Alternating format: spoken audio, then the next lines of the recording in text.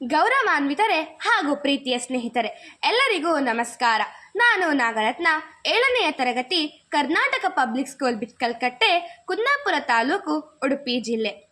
ಇಂದು ನಾನು ನಿಮ್ಮ ಮುಂದೆ ಒಂದು ಸರಳವಾದ ಪ್ರಶ್ನೆಯಿಂದ ನನ್ನ ಭಾಷಣವನ್ನು ಆರಂಭಿಸಲು ಇಷ್ಟಪಡುತ್ತೇನೆ. ಒಂದು ದೇಶ ಬಡವಾಗುವುದು ಹಣದ ಕೊರತೆಯಿಂದಲ್ಲ, ಪ್ರಾಮಾಣಿಕತೆಯ ಕೊರತೆಯಿಂದ. ಈ ಒಂದು ಸಾಲು ಇಂದಿನ ನನ್ನ ಭಾಷಣದ ವಿಷಯವಾದ ರಾಜಕೀಯ ಭ್ರಷ್ಟಾಚಾರದ ಅರ್ಥವನ್ನು ಸ್ಪಷ್ಟವಾಗಿ ತಿಳಿಸುತ್ತದೆ. ರಾಜಕೀಯ ಭ್ರಷ್ಟಾಚಾರ ಎಂದರೆ ಜನರ ಸೇವೆಗಾಗಿ ಇರುವ ಅಧಿಕಾರವನ್ನು ತನ್ನ ಸ್ವಾರ್ಥಕ್ಕಾಗಿ ಬಳಸುವುದು. ಇದು ಕೇವಲ ಒಂದು ಸಮಸ್ಯೆಯಲ್ಲ, ಇದು ದೇಶದ ಮೇಲಿರುವ ನಂಬಿಕೆಯನ್ನು ನಿಧಾನವಾಗಿ ಕುಸಿಸುವ ಒಂದು ದೊಡ್ಡ ರೋಗ. ಇಂದಿನ ದಿನಗಳಲ್ಲಿ ನಾವು ಅನೇಕ ಹಗರಣಗಳು, ಲಂಚದ ಪ್ರಕರಣಗಳು, ಸರ್ಕಾರಿ ಹಣದ ದುರುಪಯೋಗ ಮತ್ತು ಅಕ್ರಮ ಒಪ್ಪಂದಗಳ ಬಗ್ಗೆ ಕೇಳುತ್ತೇವೆ. ಆದರೆ ನಾವು ಒಂದು ಕ್ಷಣ ಯೋಚಿಸೋಣ, ಈ ಹಣ ಯಾರದು? ಇದು ಜನರ ತೆರಿಗೆಯ ಹಣ. ಇದು ಸಾಮಾನ್ಯ ಜನರ ಶ್ರಮದ ಫಲ. ಅಂದರೆ ಭ್ರಷ್ಟಾಚಾರ ಕೇವಲ ಸರ್ಕಾರವನ್ನು ಹಾನಿ ಮಾಡುತ್ತಿಲ್ಲ, ಇದು ಸಾಮಾನ್ಯ ಜನರ ಕನಸುಗಳನ್ನು ಕದಿಯುತ್ತಿದೆ. ಭ್ರಷ್ಟಾಚಾರ ಬೆಳೆಯಲು ಮುಖ್ಯವಾಗಿ 3 ಕಾರಣಗಳಿವೆ. ಮೊದಲನೆಯದು ಲೋಭ. ಅಧಿಕಾರವನ್ನು ಸೇವೆಯಾಗಿ ನೋಡಬೇಕಾದವರು ಅದನ್ನು ಹಣ ಗಳಿಸುವ ಸಾಧನವಾಗಿ ಬಳಸುತ್ತಿದ್ದಾರೆ. ಎರಡನೆಯದು ಭಯದ ಕೊರತೆ. ತಪ್ಪು ಮಾಡಿದವರು ತಪ್ಪಿಸಿಕೊಳ್ಳಬಹುದು ಎಂಬುವ ನಂಬಿಕೆ. ಮೂರನೆಯದು ಜನರ ಮೌನ. ತಾವು ತಪ್ಪನ್ನು ಕಣ್ಣಾರೆ ಕಂಡರೂ ಮಾತನಾಡದಿದ್ದರೆ ಅದರಲ್ಲಿ ನಾವು ಸಹಭಾಗಿಗಳಾಗಿರುತ್ತೇವೆ. ಭ್ರಷ್ಟಾಚಾರದ ಪರಿಣಾಮಗಳು ಬಹಳ ಗಂಭೀರ. ಒಬ್ಬ ಬಡವ ಆಸ್ಪತ್ರೆಯಲ್ಲಿ ಚಿಕಿತ್ಸೆ ಸಿಗದೆ ಸಾಯಬಹುದು. ಅದೇ ಸಮಯದಲ್ಲಿ ಭ್ರಷ್ಟಾಚಾರದಿಂದ ಗಳಿಸಿದ ಹಣದಿಂದ ಕೆಲವರು ಐಷಾರಾಮಿ ಜೀವನ ನಡೆಸುತ್ತಾರೆ. ಇದು ನ್ಯಾಯವೇ?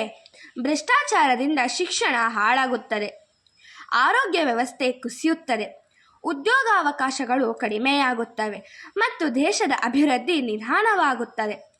ಆದರೆ ಅತಿದೊಡ್ಡ ನಷ್ಟ ಏನೆಂದರೆ ಜನರ ನಂಬಿಕೆ ಸರ್ಕಾರದ ಮೇಲೆ ಕುಸಿಯುತ್ತದೆ. ಶಾಲೆ, ರಸ್ತೆ, ಆಸ್ಪತ್ರೆ ಮುಂತಾದ ಮೂಲಭೂತ ಸೌಕರ್ಯಗಳ ಅಭಿವೃದ್ಧಿ ಕುಂಠಿತವಾಗುತ್ತದೆ. ನಂಬಿಕೆ ಇಲ್ಲದ ದೇಶ ಬಲವಾದ ದೇಶವಾಗುವುದಿಲ್ಲ. ಇಲ್ಲಿ ಒಂದು ಸತ್ಯವನ್ನು ನಾನು ಹೇಳಲು ಬಯಸುತ್ತೇನೆ. ಭ್ರಷ್ಟಾಚಾರ ಕೇವಲ ರಾಜಕಾರಣಿಗಳಿಂದ ಮಾತ್ರ ಆಗುವುದಿಲ್ಲ, ಅದನ್ನು ಸಹಿಸುವ ಸಮಾಜದಿಂದ ಕೂಡ ಆಗುತ್ತದೆ. ನಾವು ಲಂಚ ಕೊಡದಿದ್ದರೆ ಲಂಚದ ವ್ಯವಸ್ಥೆ ಸ್ವತಃ ಕುಸಿಯುತ್ತದೆ. ಈ ಸಮಸ್ಯೆಗೆ ಪರಿಹಾರಗಳಿವೆ. ಮೊದಲನೆಯದು ಶಿಕ್ಷಣ ಮತ್ತು ಜಾಗೃತಿ. ಜನರು ತಮ್ಮ ಹಕ್ಕುಗಳನ್ನು ತಿಳಿದುಕೊಳ್ಳಬೇಕು. ಎರಡನೆಯದು ಡಿಜಿಟಲ್ ಆಡಳಿತ. ಇ ಗವರ್ನೆನ್ಸ್ ಮೂಲಕ ಭ್ರಷ್ಟಾಚಾರದ ಅವಕಾಶಗಳು ಕಡಿಮೆಯಾಗುತ್ತವೆ. ಮೂರನೆಯದು ಕಠಿಣ ಕಾನೂನು. ತಪ್ಪು ಮಾಡಿದವರಿಗೆ ಭಯ ಇರಬೇಕು. ನಾಲ್ಕನೆಯದು ಮತ್ತು ಅತ್ಯಂತ ಮುಖ್ಯವಾದದು ನೈತಿಕತೆ.